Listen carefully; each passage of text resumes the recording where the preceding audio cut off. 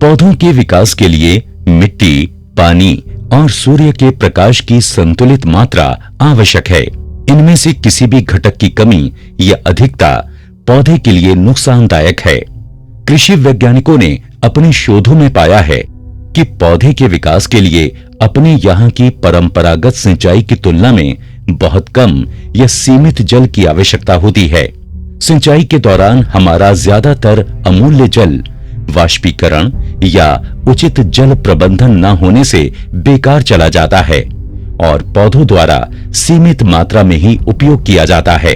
हमारे उत्तर भारतीय क्षेत्र, विशेषकर उत्तर प्रदेश के उन भागों में जहां नहरों द्वारा सिंचाई की जाती है, जिसमें प्रायः सिंचाई के लिए आवश्यक जल की मात्रा से अधिक जल का प्रयोग हो जाता है तथा कभी-कभी प्राकृतिक रूप से जल भराव रहता है जो फसल या पौधों के विकास को प्रभावित करता है। जल भराव के कारण धनिया हमारी बिल्कुल खराब हो गई है, पीली पड़ गई। और इधर देखो बढ़िया है कि धनिया, इधर जल भराव कम होने के कारण धनिया बढ़िया है, फर्स्ट क्लास। इधर जल भराव होने के कारण हमारी फसल नष्ट हो गई है। उचित सिंचाई प्रबंधन न होने या खेत में सही अनुपात में ढाल अथवा समतलीकरण न होने से खेत में जल भराव की स्थिति बन जाती है, जिसे वाटर लॉगिंग भी कहते हैं। जल भराव वाले क्षेत्रों में समय से बुआई नहीं हो पाती, क्योंकि खेत बुआई के लिए अधिक नमी के कारण तैयार नहीं हो पाते हैं। जल भराव वाले खेतों में बीज का समुचित जमाव नहीं होता। जल भराव से हमारे नुकसान ये है कि हम बीज बोते हैं तो सड़ जाते हैं और उगते नहीं हैं, और उसके बाद पेड़ भी पीले पड़ जाते हैं, जड़ों का विकास कम होता है और जड़ का विकास ना होने के कारण हमारी फसलें नष्ट हो जाती हैं। दरअसल मिट्टी में ऑक्सीजन की कमी के कारण बीजों का जमाव सही तरह से नहीं हो पाता। काफी संख्या में बीज सड़ भी जाते हैं। मिट्टी में अधिक जल भराव के कारण पौधे के जड़ क्षेत्र में ऑक्सीजन की कमी हो जाती है, जिससे जड़ें कमजोर हो जाती हैं और पौधे द्वारा मिट्टी से पोषक तत्वों के अवशोषण की प्रक्रिया धीमी पड़ जाती है। इसे फिजियोलॉजिकल ड्रॉट भी कहा जाता है।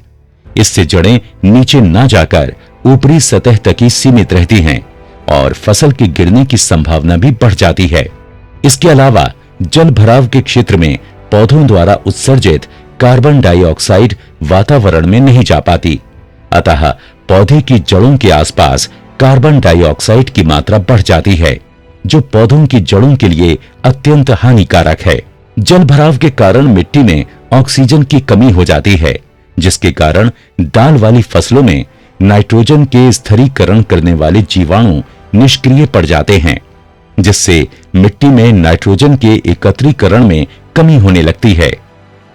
खेतों में जल भराव के दौरान मिट्टी में ऑक्सीजन की कमी से कार्बनिक पदार्थों के विघटन या सड़ने से मीथेन बनने लगती है, जो पौधों तथा वातावरण के लिए हानिकारक होती है। खेत में जल भराव का सबसे खतरनाक पहलू यह है कि इसके कारण मिट्टी के नीचे पाए जाने वाले लवण पानी में घुलकर खेत की सतह पर आ जाते हैं और भूमि ऊसर बनने लगती है। फसल में या खेत में लंबे समय तक पानी के रहने के कारण कीट और रोगों का प्रकोप बढ़ जाता है तथा पौधे की जड़ें और तना गलने लगता है। जल भराव के कारण फसल के पकने और कटने में देर होती है, जिससे अगली फसल की तैयारी में भी बाधा आती है। खेत में जल भराव के तमाम दुष्प्रभावों का असर पौधों के मुरझाने, पीले पड़ने या गिरने के रूप में सामने आता है, जिससे उपज की काफी हानि होती है। किसान भाइयों, जल भराव से जहां अमूल्य जल की अनावश्यक बर्बादी होती है, तो वहीं इससे फसल पर भी बुरा प्रभाव पड़ता है और उत्पादन में भी कमी आ जाती है। वर्तमान समय में मानसून चक्र में बदलाव के कारण फसल के लिए जरूरी प्राकृतिक दशाओं में परिवर्तन हो रहा है। ऐसे में पानी की हर बूंद और अधिक अनमोल होती जा रही है, इसलिए भी पानी का समुचित इस्तेमाल जरूरी हो गया है। किसान भाइयों, पौधों के लिए जल ही जीवन है, अर्थात यदि जल की कमी फसल के लिए हानिकारक है, तो खेत में इसकी अधिकता पौधे के लिए मृत्यु से कम नहीं है। अतः खेत में सिंचाई निर्धारण का सही समय तथा सही मात्रा अवश्य सुनिश्चित करें तथा खेत का समतलीकरण या ढाल इस प्रकार रखें ताकि अतिरिक्त पानी खेत में टिकने ना पाए। इसके लिए लेजर लेवलर और अन्य समतलीकरण यंत्रों की मदद से खेत को एक समान बनाया जा सकता है। यदि फसल में उचित जल की मात्रा में सिंचाई हो तो उपज का उत्पादन बढ़ जाता है और किसान भाई इन बातों का जरूर ध्यान रखें। तो खेती को उन्नतशील और लाभकारी बनाया जा सकता है।